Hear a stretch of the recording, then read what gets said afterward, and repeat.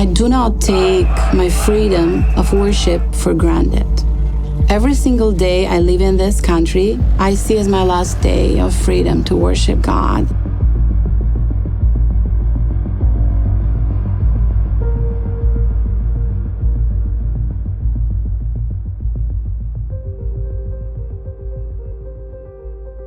I grew up when Albania was a communist country. At that time, nobody could dare to profess to be a Christian. Just even mentioning the name God was bad enough. At the time when Albania opened up, first missionaries came in the country, and those were reported on television. And it was on one of these television programs that I made the decision for Christ, and never stopped since then.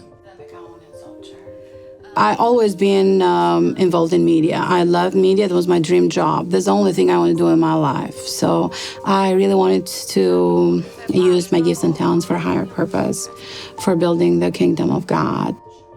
And it was the time right after the war in Kosovo. And with a few of my friends, we were going regularly to pray and fast and really invest in this area that was really, people were very hurt. It was in one of our worship services that the Lord spoke to me about beginning Media 7.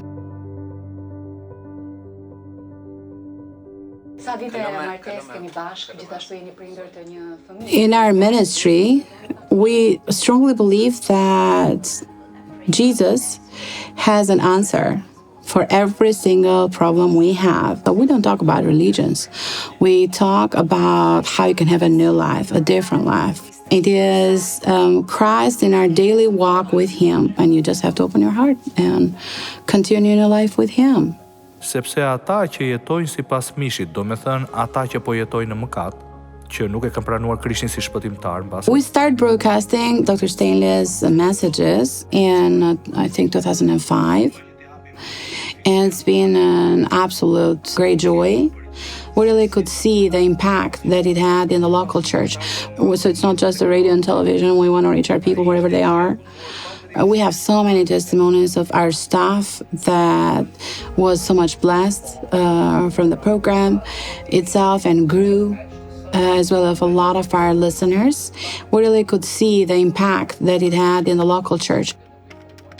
Messengers is another tool that In Touch Ministries has supporting our organization.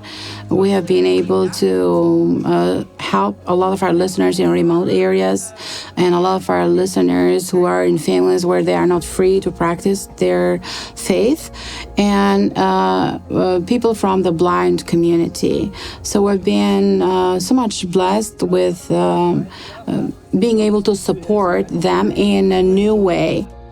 It's the response that we get from our listeners that keeps us doing what we're doing.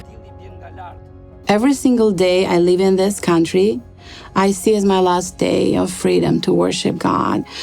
So this is my concern, that we may lose that freedom again.